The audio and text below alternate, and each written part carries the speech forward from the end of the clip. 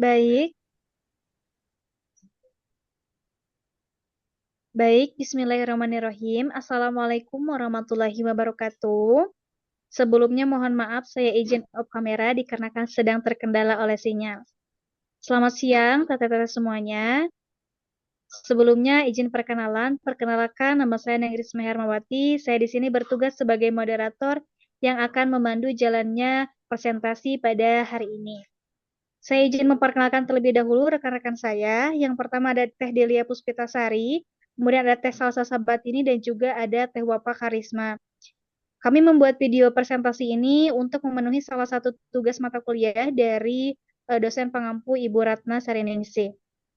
Baik, mungkin saja untuk paparan yang pertama akan dipaparkan langsung oleh saya sendiri. Mohon izin Teh Delia untuk di-share screen.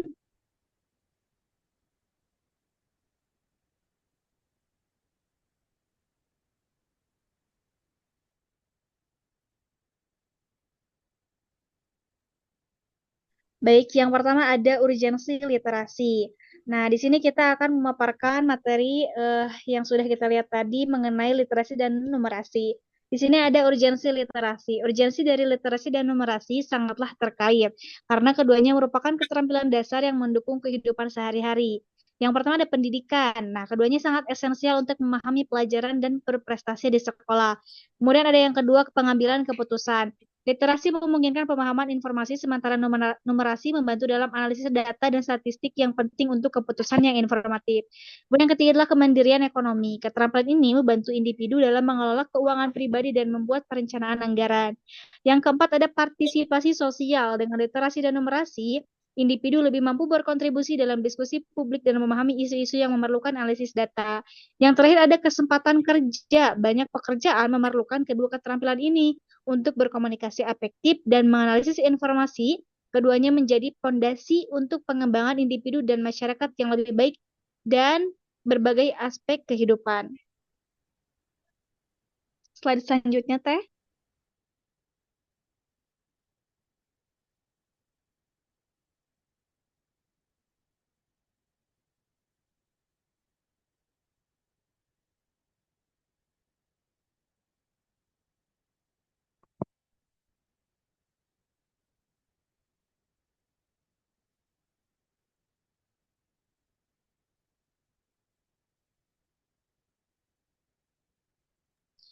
Oke, kemudian ada keterkaitan literasi dan numerasi.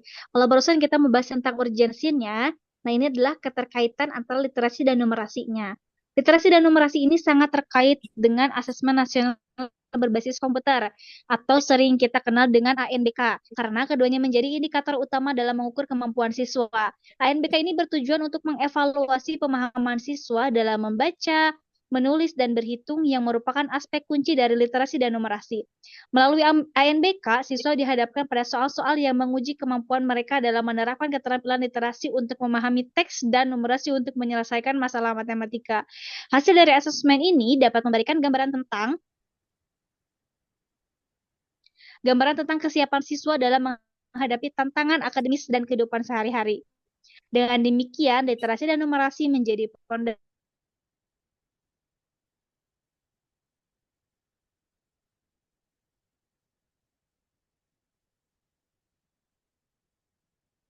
dalam ANBK. Mohon maaf, saya terlempar karena sinyalnya kurang baik. Nah, dalam ANBK untuk meningkatkan kualitas pendidikan. Baik, untuk studi selanjutnya akan dipresentasikan atau dibahas oleh rekan saya, Teh Dilia Puspitasari, saya persilahkan.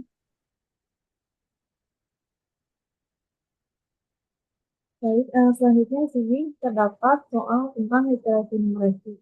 Adapun di sini contoh soalnya yaitu eh, yang nomor satu, kain ulos adalah kain daerah yang berasal dari Sumatera Utara. Nenek dan ibu memiliki kain ulos dengan luas yang sama yaitu 12 meter. Nenek memberikan 5/12 bagian kainnya kepada Puan. Begitu juga ibu memberikan 1/3 bagian. Puan menjual kain tersebut setengah dari kain awal yang dimiliki ibu sebelum memberikan kepadanya. Berapa luas Kalimantan sekarang? Adapun yang contoh soal yang kedua adalah nasi tumpeng adalah nasi kuning yang dibentuk lucut dan merupakan menu makanan yang sering digunakan dalam berbagai upacara adat di Jawa, khususnya Jawa Tengah dan Yogyakarta. Sumarni akan membuat nasi kuning untuk acara ngerti desa dengan jari-jari 14 cm dan tinggi 21 cm. Volume nasi tumpeng tersebut adalah selanjutnya yang ketiga, dua kelereng mail setara dengan 8 lebihnya dari kelereng Jervit. Ternyata kelereng Jervit ada 34 buah. Banyak kelereng mail adalah, jadi di sini untuk soal iterasi numerasi merupakan soal yang berbentuk cerita, yaitu soalnya kebanyakan tentang cerita, sehingga anak di sini dituntut untuk memahami cerita, lalu setelah itu anak maka harus menghitung soal tersebut. Baik, selanjutnya saya serahkan kepada Eva Sabira. Asal sopan sini.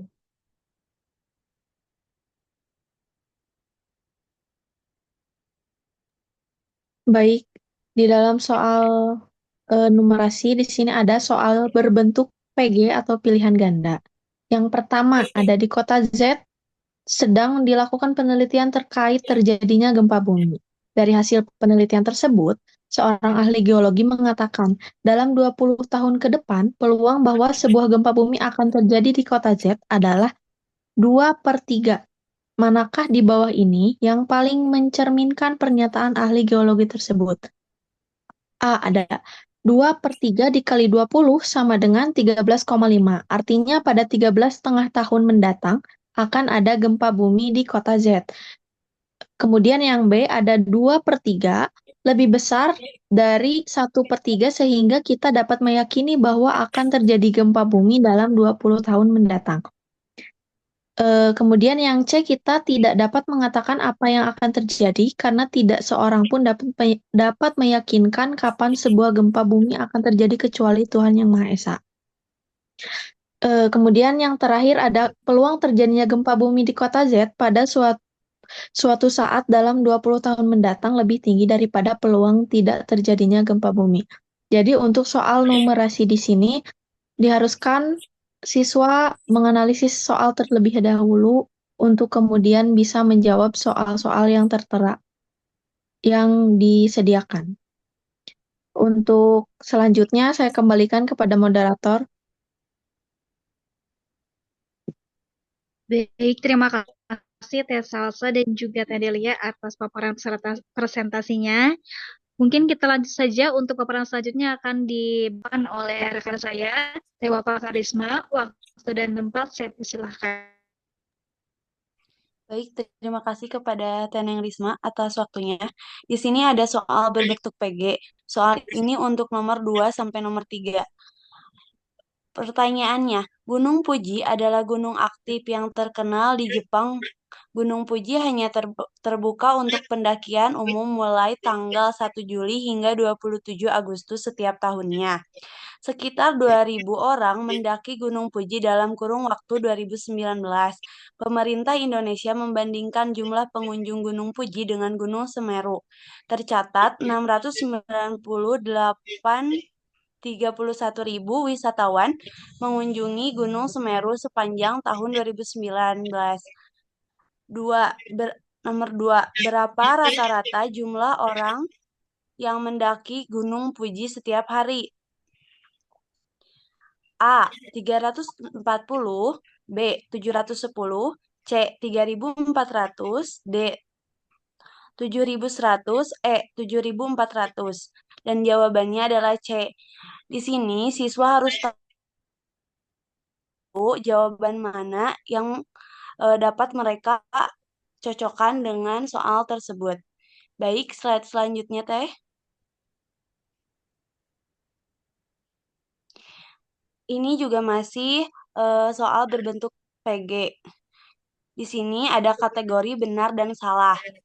Nah, soalnya adalah jumlah pengunjung harian Gunung Semeru lebih banyak dibanding Gunung Fuji. A. Benar, B. Salah. Jawabannya salah. Di soal sebelumnya, kalian dapat membandingkan apakah lebih banyak pengunjung di Gunung Puji atau Gunung Semeru, baru dicocokkan dengan jawaban dan soal pertanyaan slide ini. Baik, saya kembalikan kepada moderator. Baik, terima kasih Teteh-teteh atas paparan presentasinya. Alhamdulillah semua presentasi dan paparannya sudah tersampaikan dengan baik. Mungkin dapat kita simpulkan bahwa literasi dan numerasi barusan yang dibahas mengenai soal-soalnya, itu yang banyak muncul adalah ada soal uraian juga, kemudian ada PG dan juga ada kategori benar dan salah. Yang dapat kita simpulkan adalah bahwa literasi dan numerasi ini sangat terkait satu sama lain dan juga sangat penting untuk kita pahami karena literasi dan numerasi ini terdapat pada ANBK yang sering dilaksanakan di tingkat dasar maupun di tingkat sekolah menengah pertama. Baik, terima kasih atas semua perhatiannya. Mungkin presentasi ini saya cukupkan sekian. Mudah-mudahan dengan adanya video ini kita dapat memenuhi salah satu syarat atau tugas dari mata kuliah tersebut. Terima kasih. Wassalamualaikum warahmatullahi wabarakatuh. Waalaikumsalam warahmatullahi wabarakatuh. Waalaikumsalam warahmatullahi wabarakatuh.